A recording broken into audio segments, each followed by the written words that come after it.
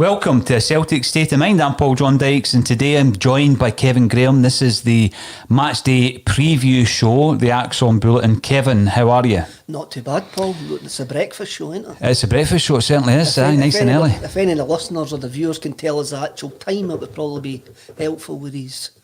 We're new into British winter time or whatever it is. It's I know. Very confusing, especially with me and you with small kids who didn't understand that you get an extra hour in your bed. No, well, you just don't get it, do you? No. We're in this morning, we're in early because you were in on Thursday watching the AC Milan game. First of all, Kevin, you've had a few days to digest everything that's happened in the last week or so. What was your view on some of the positives from Thursday night? As I says on Thursday night straight after it, I didn't know whether I had got what I wanted out the game. And now after 48 hours or however long it is, I still don't think I got enough out the game to actually say that there's signs or that there's a light at the end of the tunnel. I think the game threw up more questions than actually answers, and it's a tough game today going to Aberdeen. These early kickoffs are usually like dull, gloopy, hungover affairs, and they sometimes take a wee while to get going. I'm not holding out too much hope for a performance. Again, I'm being really negative here, but you just have a look at it. The weather's if the weather's the same up in the northeast as what it is down here just now. It's windy, it's showery, it's it's a very autumn day, and it's a quick turnaround for AC Milan to today. It was an interesting thing. As I was travelling here, I was actually thinking, and somebody might be able to tell me this, did the Celtic team now still stay overnight because of the COVID restrictions? Did they still travel to Aberdeen? Would they be in Aberdeen last night staying, or will they be travelling up today? Because I know under normal times that their routine was they would stay close to the away trip the night before. But I know for example when they were going to Perth the other couple of weeks there, they usually stay in Dunblane, and they never done it because of the restrictions. So I'm wondering if the football bubble has seen their pre-match routine absolutely change. Because Lennon was saying quite a strange couple of things in his press conference. He's saying that the players didn't deserve the amount of changes that are happening. They didn't deserve the amount of abuse that they're getting. They didn't deserve to be questioned after winning 11 trophies in a row. Obviously, it's just Neil trying to take the pressure off, but he was also going on about no fans and a change in their 5-year routine that they've had to come up with. And we can mock it all we want, but these guys are professional athletes who are robots at times, who everything must be perfect. We know, for example, when the Celtic teams go to these away days, well, they're not away days, but go to the hotels before the games, the rooms had to be set up the exact same way in every single hotel. So when they walked into their private dining area, they didn't have to think where the chicken was. They didn't have to think where the steak was. They didn't have to think where the pasta was, because it was always in the same area. That was Brendan Rodgers that brought that in. Yeah. And so all they were thinking about was their game. They didn't need to think about anything else. Now, if that's been absolutely drilled into you for 5 seasons and it changes, then you hear it all the time with football players going like that. It's all these wee small things that matter. It's all trying to get that extra part of the preparation. It's part of the preparation. Yeah. Getting a wee percentage here and there, so you're on top of your game. And it's maybe a wild excuse. It's maybe I'm looking for wild excuses due to our drop in form, but it could well be. It's something that we don't factor in. No, we don't, because it seems absurd. But, it's one of many different preparation aspects that, again, as you say, you're looking for tiny percentages. And I think when Rodgers came in, and we've spoken about it a hell of a lot. When he came in, there was a whole different culture around about the club and the preparation.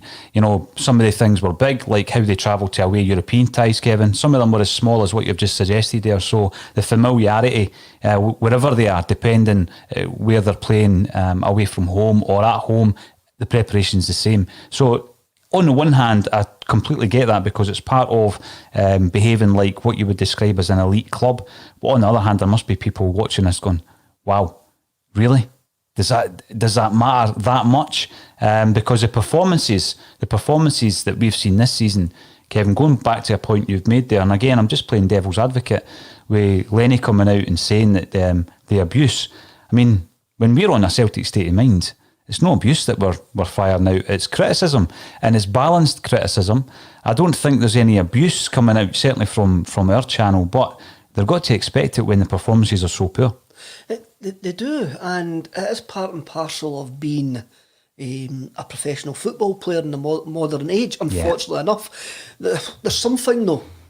There's no fans in the stadium, and I'm going to go back to this. There's no fans in the stadium, and again, I'm not using this as an excuse, even though I will stick to my guns with what I says the other night. There is, if there was 60,000 Celtic fans in that stadium, we're getting a 2-each draw. I still fully believe that, but there's no fans in the stadium, so the only comments the players are seeing and hearing are for social media. So the only ones that they're going to get are the abusive ones. It's not as if they're in the stadium and when they're walking off and the travelling fans and that, the home fans are applauding them, giving them encouragement. All they're seeing is constant negativity, and that must play in them as well. But as you say, criticism's part and parcel of the game, but I do think it's a difficult mindset for any human being if all you're going to be reading is negative comments. 100%. Now, it's a great point I'm glad you brought up, because you could take, for example, the Celtic State of Mind bulletin. So we go out every single day. We go out multiple times on match days, sometimes 5 times, up to 5 times, Kevin. We're putting that out, and some of the level of abuse you get, not just from Rangers fans, because they do tune in on match day, they tune into Celtic podcast, but from fans of our own club. Yes, it could be quite disheartening, but there's obviously a way out of dealing with that on this level. Times that by 1 million in terms of the kind of criticism that is maybe levied at an elite football club, and that's what Celtic are, or certainly aspiring to be at. And I said earlier in this season, in reference to Lee Griffiths, Kevin, I said, get Tommy Rogic to retire from international football and get Lee Griffiths to retire for social media. I think under the circumstances, removing footballers from those platforms on the whole wouldn't be a bad thing. Now, I take on board the Marcus Rashford situation, which is completely different, because he's using the platform for good, and it's absolutely tremendous what he's doing. But I do think, and I'm going back to people maybe that I know that are in the game who they do get concerned with what's getting said online. It can make or break their day, night, weekend, if they're aware of it. And I just think, maybe from the club's perspective, it would be a good idea in this season, under these circumstances, to try and, shut that noise out completely by not being there. It's difficult for the players because some of them will have sponsorship deals, which means that they've got to be on social media for certain things. It's just one. Does it make the younger generation, and I'm talking as a middle-aged guy here, does it make the younger generation feel closer to the players, that the fact that they're on these social media sites? Normally, I would say, yeah. I would think so, because there is a gap between. It's not like the 1980s when me and you could go to Celtic Park and the players were there, and the 60s and 70s where the guys would still stay in their local villages now. They'd walk from Celtic Park to Barrowfield.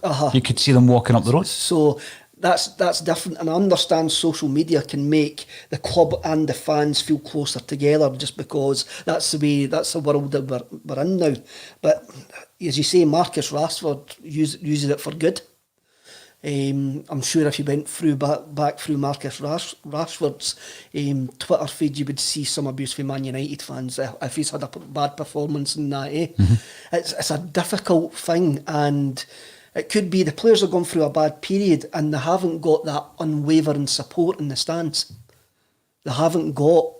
Today, for example, going to Aberdeen, there'd be 1,800 Celtic fans up there willing to sing and fight for them, to give them that reception. Absolutely. And if they're going up there this morning on their phones, they might all see, aye, you're rubbish, you were terrible, you're this, you're that, eh? But that, as you say, that's up to the management. And it's going back to your point. your very specific point about these tiny margins, Kevin, and I think one of the big margins is mindset, your state of mind. And if, for example, you're reading abuse, it takes a very special individual not to be affected by that, especially if you're a sports person about to prepare for a game. And I think under these circumstances, people might think this is too difficult. It's not. The club could basically take ownership of players' Twitter accounts, just under these circumstances. And by the way, when you see those generic tweets after a defeat or a win, what is it? We go again and all this nonsense, good performance, disappointed with the result, all that rubbish. It's almost as if they're generic tweets anyway. Did you see the Victor Achibe one for 4 years ago when he was with Stoke? He's obviously copied and pasted a message for his phone, but he's forgot to take out the first line. Right. And the first line says, please can you tweet something like this? So he's copied that and copied the message and go, bad result today, lads, but we go again. Brilliant. So obviously it's somebody for the club's media team sent him. We just need to employ whoever looks after Moussa Dembele's Twitter account, right? Employ them to just look after all the Celtic Twitter accounts. You mean to say it's no Moussa? You mean to say that he's not sitting there tweeting about us, no? No chance. No chance. Now, we're getting loads of great comments coming in via Twitter, Facebook and YouTube. So for anyone who is watching on YouTube, please subscribe to the channel. And again, before we move on, we've mentioned about, the state of mind and all that kind of stuff. Kev, I noticed that you're wearing some decent clobber on there today. This actually was sent in from the good people at Max Kolbe. So tell us a wee bit about that design you've got on you. Max Kolbe, this design is called Peaceful Hooligan, and Max Kolbe was set up by a recovering gambling alcoholic and cocaine addict who went into recovery, and he wants to give something back to that community, the recovery community, and he wants to make the website a safe space for anybody that's got their own addictions or gone through mental health problems to go in and get help, to say that there's always people there for them. So you can buy these on the store, and all the proceeds, once all the costs and that are covered, go to recovery groups all over Scotland to help them carry on the fantastic work that they do. It's great to hear. I mean, as I say, we're open to collaborations with people, Kevin, and people know, if they've been listening into a Celtic State of Mind for about 3.5 years, that we're all about culture, we're about art, we're about film, everything that you can bring into the melting pot, because football's much wider than what happens on the pitch. As Big Andy Milne says, it's more than 90 minutes, isn't it? And that's what a Celtic State of Mind taps into. So anybody else who's got initiatives, and certainly anybody who wants to send us some clobber, no problem at all, because it's a cracking t-shirt and there's a few out there, so you'll be wearing them over the next couple of days while you're on a Celtic State of Mind. If you check out the website, it's maxkolbe.co.uk. And I think it's a fantastic design. I think the guy's got it spot on with the range of clothing that he's got.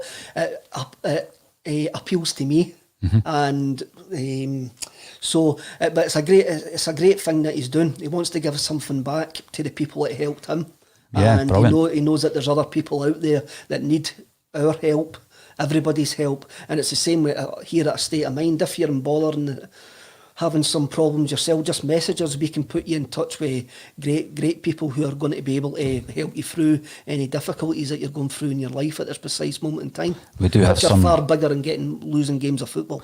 Yeah, you're right, and we do have some great contacts, Kevin, as you say. So never ever hesitate to get in touch with us, and we can speak to you in the first instance, and we can put you in touch with some great contacts that were built up over the last few years as well, Kevin. Now, some interesting things came out through Neil Lennon's press conferences since obviously the 2 defeats to Rangers and AC Milan. One of them that I want to highlight is the Shane Duffy comments, because Shane Duffy did come in for criticism directly from myself, Kevin, because for me, 2 disappointing performances at the heart of Celtic's defence.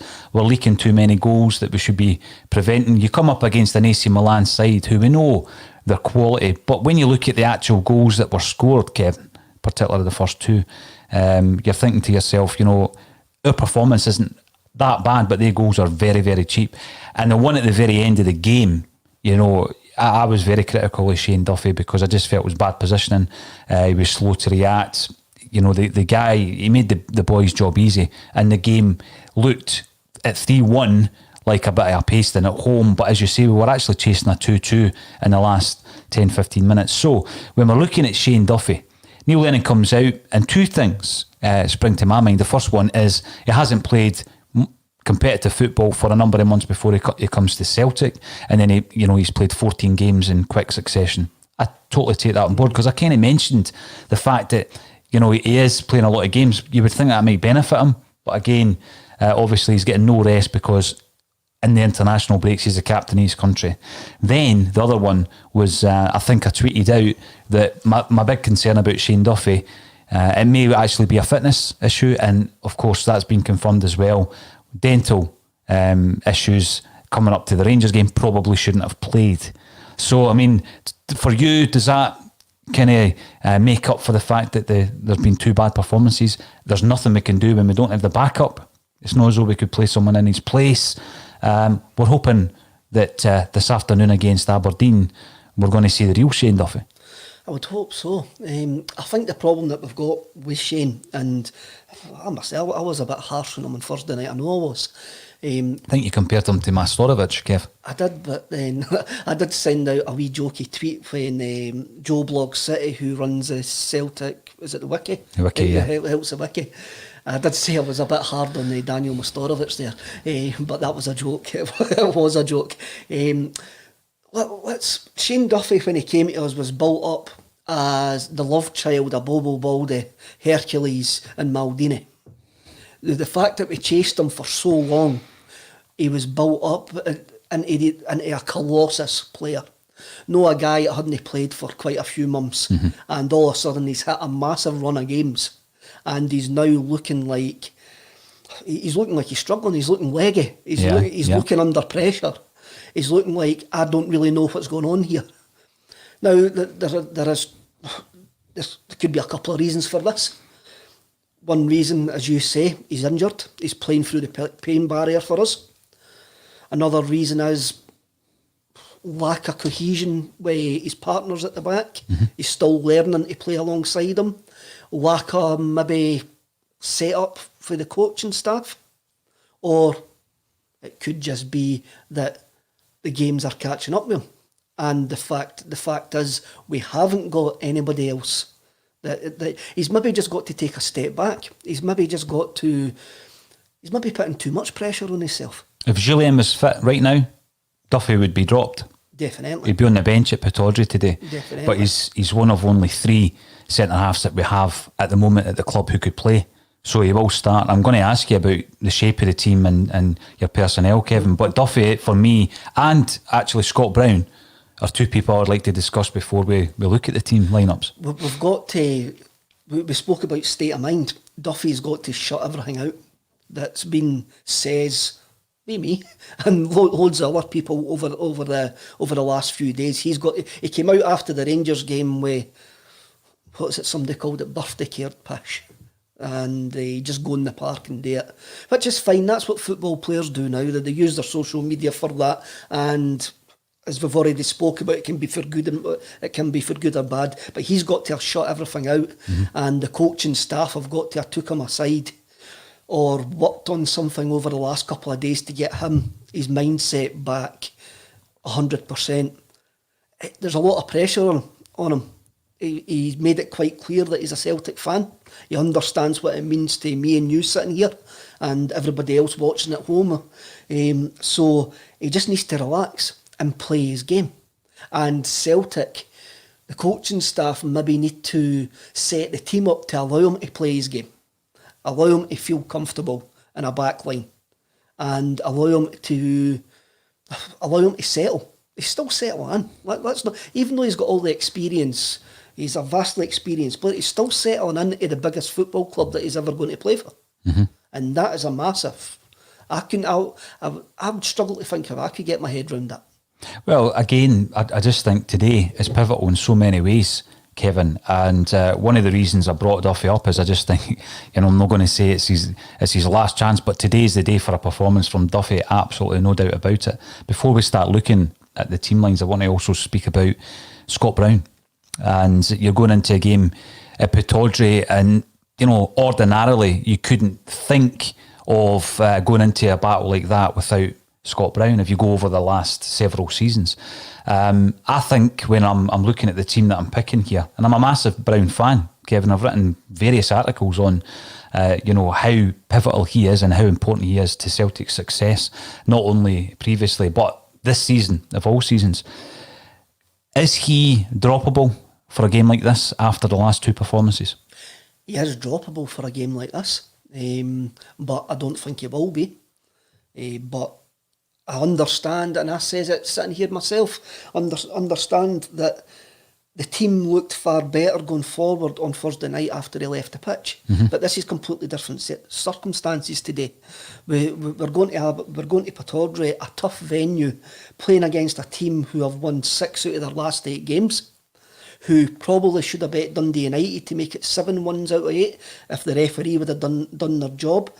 Who have got legs in the middle of the park with Ferguson, McGeoch and McCrory. And that's a young midfield, well, apart from McGeoch, but if it's Ferguson and McCrory, that's a young midfield. And they're 3 points behind Celtic. And they're 3 points behind Celtic. So I can't see Scott Brown being dropped for today's game. If it was, I think, at home, or if it was against what I would call lesser opposition, I think that would be a decision that Lenny would need to make. Again, I will ask you your team lines in a few seconds, but I'm going to have a look at some of the comments coming in, Kevin, on YouTube, Facebook and Twitter.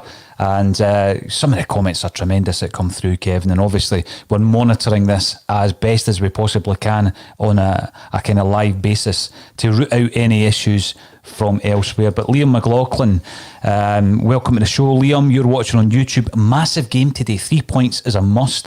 Hopeful of a good performance to come on the Celts. Now, leading up to the AC Milan game, after a series of bad performances, Kevin, it's got to be said, which culminated in a defeat in the Glasgow Derby, we wanted a good performance to set us up for today. I mean, Thursday night, any result would have been tremendous. You know, if you got the 2-2, which, by the way, I think we weren't far away from getting and achieving, then excellent. But it was all about the performance moving into today's game, because 3 points is an absolute must. And Magnet 67, good morning, fellow Tims. What better way to start game day than with PJD and friends? Hail, hail, you are a friend, Kevin, that's for sure. And it's just the two of us that's going into the match day today. Normally, we do have a couple of pundits, but from time to time, I think it's good just to get the old, the original lineup back in place, Kevin.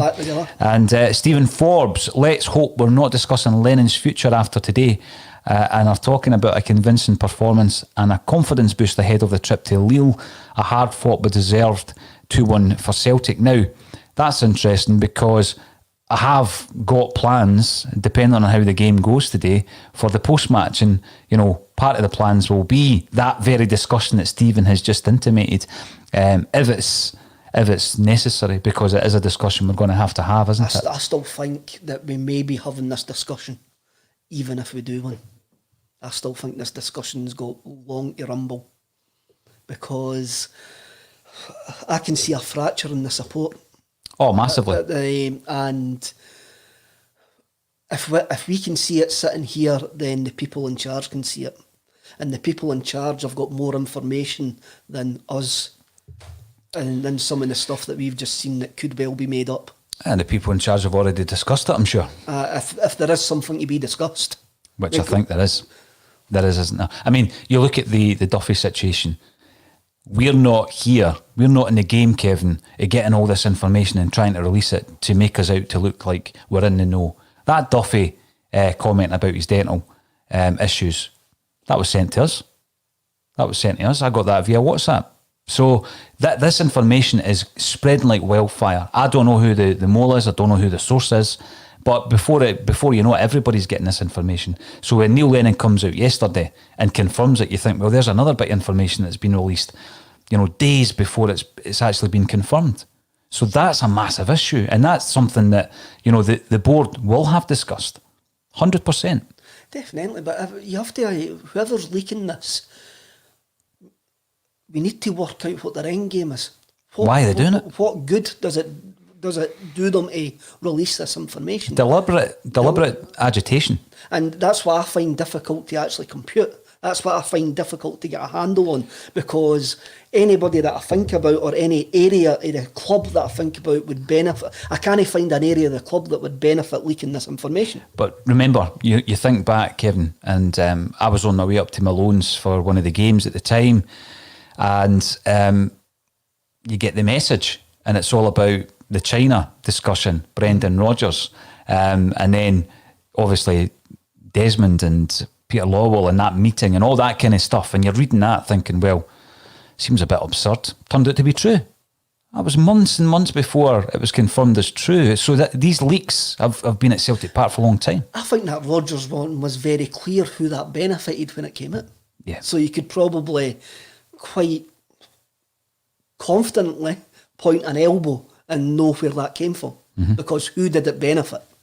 Way the team leaks and that WhatsApp text that everybody seems to have had, I'm sitting there going, who does that benefit? It can only benefit someone who is deliberately undermining Neil Lennon, because it doesn't come back well on Lenny when there's players leaking information, for example. I mean, there's loads of other stuff which I'm not going to mention that was in that text regarding Duffy, because I can't confirm if it's true, and I'm not going to agitate for the sake of it, Kevin, but you've probably got the same message. So there's a lot of quite concerning stuff in that message. There is, and if it's all true... But there seemed to be a wee bit of Neil Lennon bingo in there. Mentioned certain things that were mentioned when he was at Hibs, which have been mentioned all over his career. It always seems to be when we hit a wee spell, like when Neil hits a wee spell. He's on a short leash with the Celtic support, Kevin. I've said that. Anytime Neil has had a spell like this in management, these rumours always come to the fore.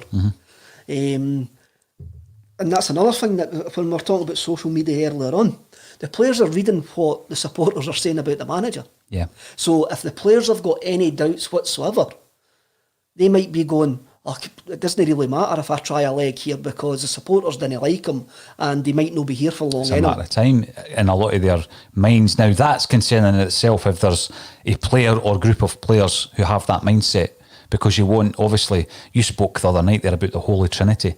At this moment in time, we just need to make sure that the manager and the players are together. Aye. Because that's a big concern. There's always going to be fractions in the support. I mean look, today,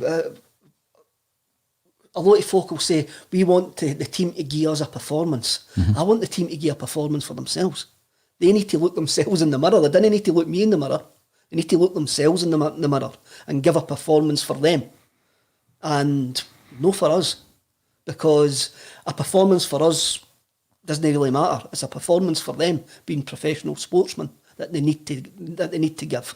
Aye, they can't forget about us, but we've got to a point now where they need to do it for themselves. And the gaffer. And the gaffer. Or football players, football players are only can get the gaffer the sack if they want to. And we've seen that happen on occasions where players weren't playing for one manager and the following week they're world beaters again, and I hope that's not going to happen here. But the players and the coaching staff, I'm going to bring the coaching staff into this, need to get a performance out there the day for themselves. Now, Kevin, you've mentioned something there that's 100% right, in that we've got a squad of players there, we've got a team of players, even with all the injuries, even with the illnesses, that's going to result in us missing maybe 6 or 7 first team players today, that should a manager come in or whatever, you'll see a complete change if this is the issue. If it's an issue with a group of players who aren't playing for the gaffer, because the players are there, the talent is there, and that would be the saddest thing of all if that is the case. Now, Ken Walsh, a good friend of a Celtic State of Mind, good morning to the Whig and his wee boy. This is going to continue and continue, isn't it? Now, Joe Porter, who... by the way, Ken, great to hear from you, and hopefully it won't be too long before we can get a wee catch up in Malone's at some point when you're over from Ireland. Joe Porter, who comments regularly via YouTube, my money is on 3-2 Celtic. Before I ask you for your prediction, Kevin, I'm going to ask you for your team, and obviously a big part of that is how we're going to shape up. Okay, so I thought about this. Aberdeen have been playing a 3-4-1-2 since the start of the season, and even when they've lost McKenna, they've still kept with the three at the back. So I'm not tactical at all. And thinking about the other night and thinking how we maybe need a strong backbone of guys that we feel like should be leading the team. I've went Barkas and goals. Frimpong at right back, Duffy, Ayer and Laxalt.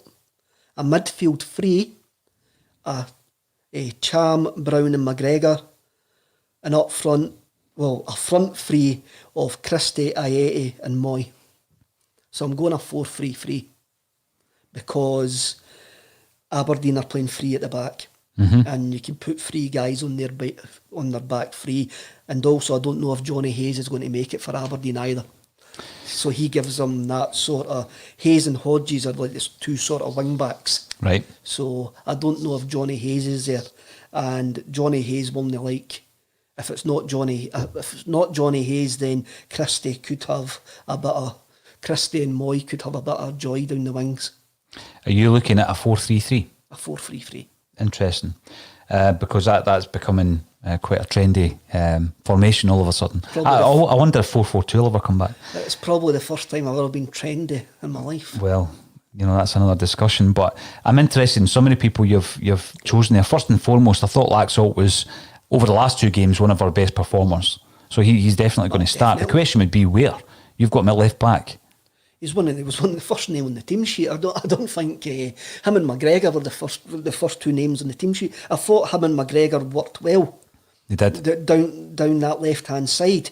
And when I'm looking at the team, Laxalt, McGregor and Moy all down that left hand side, all intelligent football players, and the energy that Laxalt brings down there. Because it's quite a narrow team. If you play a 4-3-3, you're going to get the word needs to come for your fullbacks. So that's what I believe. You'll see McGregor and Moy helping out Laxalt on the left hand side.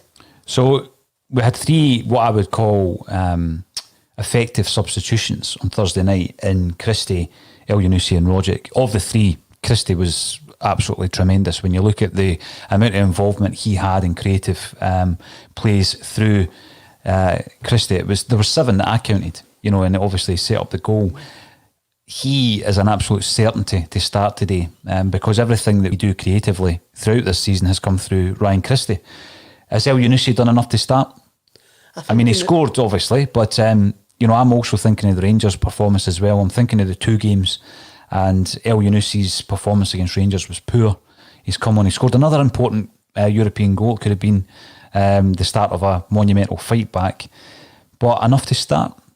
I think so. I think we actually need more attacking options, and I think you saw it the other night when we brought on that extra attacking player and Christie, when we took off Walsh and brought Christie on for him. You saw the change in the dynamic of the team. One of my friends texted me, Stuart, and he had watched the game again, and he says when we went to a back 4 and brought on Christie, you could see the team looking more comfortable. Actually, with the formation, the setup, and the fact they started going forward, and that was, and again, I'm not going to go too tactically in it. I think that was because we added the energy of Christie and another attacking option there. It was easier for them to play from muscle memory with a back 4 and that sort of midfield setup, rather than trying to. We all loved the 3-5-2 last year, and it now seems to be that every Celtic fan is now thrown in the bin, saying it's rubbish, we can't play it, we won't use it again, which is, it just shows you that you can't be a manager on Twitter. Well, another player I'm going to ask you about is Ncham, who, again, Thursday night, that was the Ncham that you and I have waxed lyrical about many times, Kevin. It often does happen in Europe. Technically tremendous footballer, don't see it enough. What's his role for you today?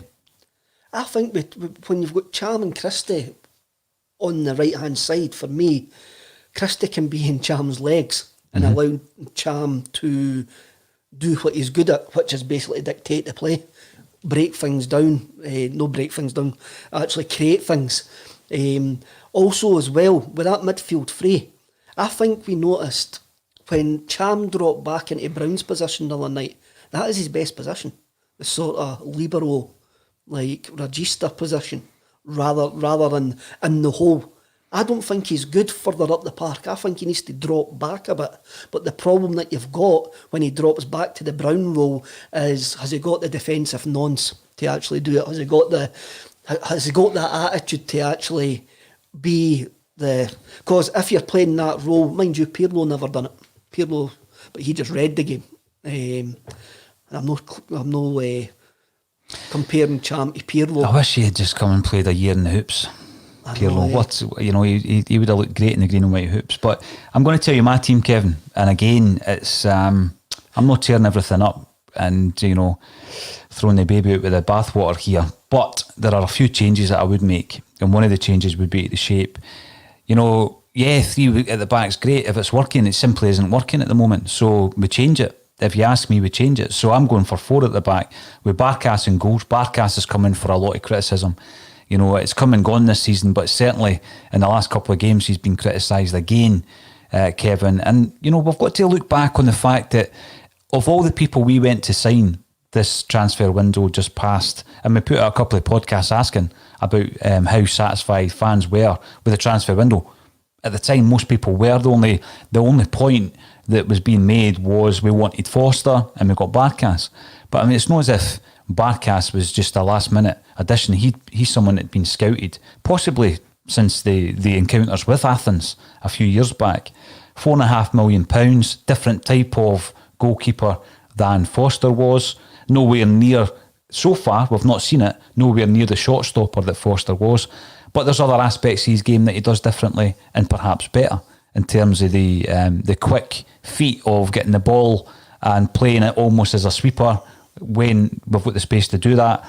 And I know that that's something in modern football that is almost necessary, for the goalie to be able to distribute the ball. So Barkas is in goals for me. Frimpong is an important player today because he's not going to be right up in the offensive area of the park to start off with.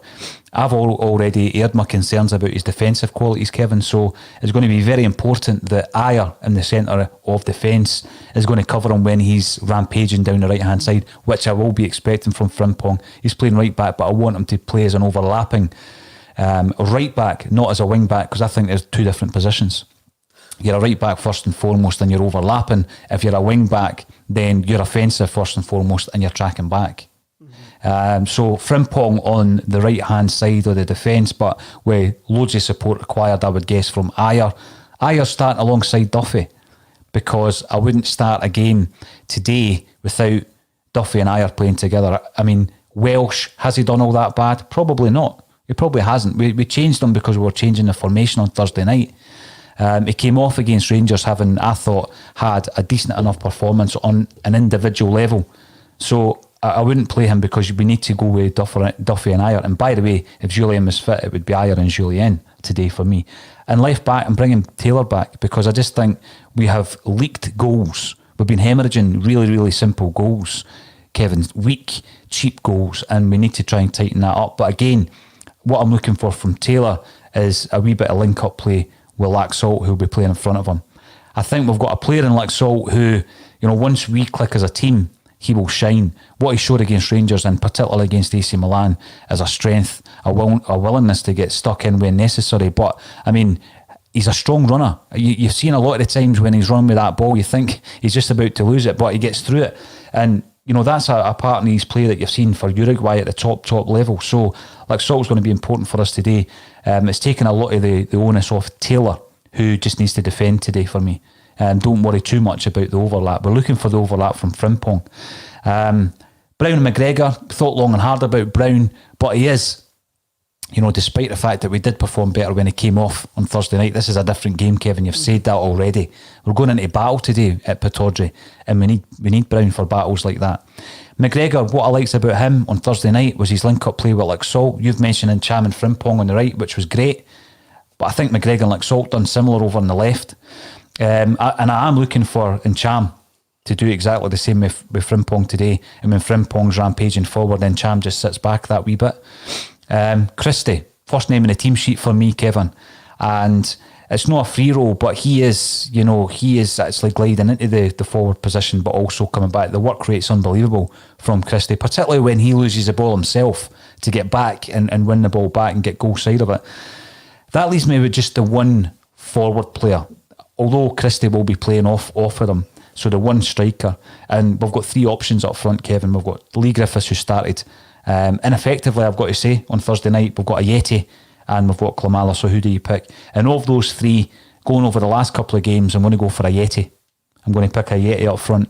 So there's players like Rogic who was very impressive on Thursday night. I thought when he came on, rolling back the years, we're talking about him like he's Roy Race at 34. He's only 28, you know. El Yunusi, yeah, we actually needed that from him on Thursday night because I thought he was really poor against Rangers, but he's not done enough for me to start today.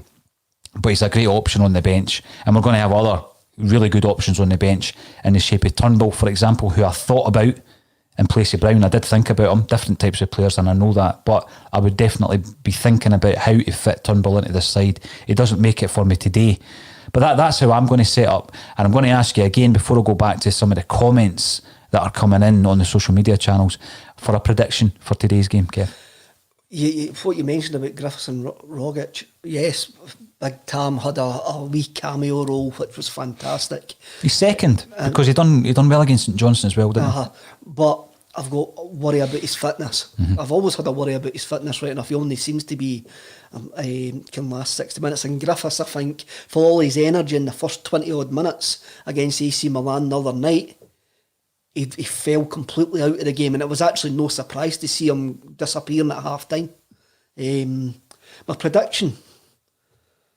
You might want to hold that once I check to see if the team lines have been confirmed, because there's quite a lot of people talking about the team, and I can confirm that it's nothing like what we've just said. So Bain starts, Barkas is out. We've got Duffy, Ayeti, Christie, Rogic, Cham, El Yunusi, Frimpong, Ayer, McGregor and Laxalt. So Brown is out also. Now, let's just digest that team line for a second. I wasn't planning to speak about the team until the actual pre-match, but it's came out slightly earlier on Celtic's, probably before it comes out on the leak. It's came out on Celtic's Twitter page. So how are we going to line up looking at that team line then, Kevin? No Scott Brown, no Barkas even on the bench. Hazard is the substitute goalkeeper. Are we going to read into that as he picked up an injury? What is the story there? Barkas completely out of the squad, and Bain comes in for, I think it'll be his second start of the season, because he started against Hamilton, didn't he? What's your thoughts on this then? A couple of shocks in there. Definitely put on the spot there. Now, what I would actually say... That's the good thing about doing a live show. We can react instantly, Kevin. I would possibly say Barkas must be injured. The fact that he's not on the bench. Yeah, because if you're dropped, you still keep him in there, wouldn't you? Still keep him on the bench. So I'm just trying to... I ken you're doing the smart bit and trying to write it down. I'm really surprised that Brown's not there. Callum McGregor's the captain, obviously. So have we went a 4-2-3-1 maybe? I would... Well, let's try and make this a wee bit easier. Who's playing in Brown's role? Who's playing in Brown's role for you? Cham. Right. And if Cham's playing there, and you've got El Yunusi, Christie and Rogic all playing, where's Rogic playing? It's a 4-2-3-1. 4-2-3-1. It's a 4-2-3-1. Right. So you've got Cham and McGregor as a two. You've got the three as El Yunusi, Christie and Rogic, with Ayeti up front, with Frimpong right back, Laxalt left back, Duffy Ayer. That's why it's a 4-2-3-1. He's went back to the old tried and tested. I'm just having a look at on the bench as well. Sorrow's there, Turnbull's there, Ralston's there, Welsh. Interesting team line, as always, from Neil Lennon. I mean, we've been talking all week about whether or not Scott Brown could be dropped against Aberdeen at Pittodrie. Jim Orr said no, that couldn't happen, and he gave us a really good balanced reasoning behind it. I tended to agree with him, even though, I was conceding the fact that when Brown came off against Milan, Kevin, Celtic looked like a far better side. And Rogic thrown in, El Yunusi thrown in. It's very interesting. Of all of them, the additions, I think, as you say, Bain, that must be due to injury, because Barkas has dropped entirely out of the squad. Does it worry you at all that team, almost sporadic in its nature, isn't it? I mean, there's a lot of changes. Does it worry you in any way when we make 4 or 5 changes like that? We seem to be a a rabble of a team of individuals, but no set up as a team. Your wee mate the other night, James, made his European debut on a Celtic State of Mind, and at one point there was a great passage of play, and he says, "Oh, it's Lenny ball," when we all laughed because we thought, "Wow, that's a good term." But this is like, another version of Lenny ball where he's picking balls out of a hat. Aye, we seem to be like sort of stuck together by sellotape there, and it's really quite. I wouldn't have picked that team. As I say, I had Brown in my team. I mean, having a look at it, I got the back four right, two in the midfield. The only one different. Well, obviously Barkas is different. Moyrogic and Bain are the three that I didn't expect in there. But again, it's only Rogic and Bain are the difference for my team. Mm-hmm. So I maybe shouldn't be too surprised. I think it's just seen Scott Bain there's maybe just through my mind. Look, that is a hell of a talented team. Of course it is. Whether they're going to work as a team and no a hopscotch of talented individuals is another story. Whether they're going to be allowed to play football today is another thing. So, look, last week's behind us, This is another week, another game, another chance to make amends. As I've already said, the players have got to do it for themselves. They've got to go out there and do a performance for themselves. My own personal thoughts is, for the first time in a number of seasons, this is no your league to lose. This is your league to actually, we have to go and attack this league now. We have to actually go out and win this league. And I'm quite comfortable with that because you've got to embrace different situations than what you've been used to. It's football; these things happen. You've got to breathe it in. You've got to love it. You've got to. Aye, we're going to need to attack this league. Probably for the first time in a wee while, we're going to need to win this league. And no, it's no for us to give up now. It's no for us to lose. I ken a lot of folks say that, oh, this is Celtic's to lose. Well, I don't think it is anymore. I think this is now Celtic's to win. And I'm quite comfortable with that. All right. Well, it's a bold team. It's a bold set of changes that Neil Lennon has made. We're going to be digesting it over the next 45 minutes, Kevin, because we'll be back for the actual pre-match at past. So it's only 35 minutes in actual fact. Throwing a wee curved ball there. So thanks everybody who let us know that the team lines were out. We've reacted instantly. Kevin was lost for words for a wee minute or two. But interesting team line. Very attacking team line, Kevin. And the proof is, as they say in the pudding, we could be having a post-match where we are lauding the brilliance of that selection, or it could be something completely different. We will be back at 11:30 for the half-hour run-up to the game, by which time everybody will have digested the team line and we might be able to figure out how we're actually going to line up. So thanks everybody who has been involved in this morning's match preview. But all that's left for me to say is, Kevin Graham, thank you for joining me once again on A Celtic State of Mind.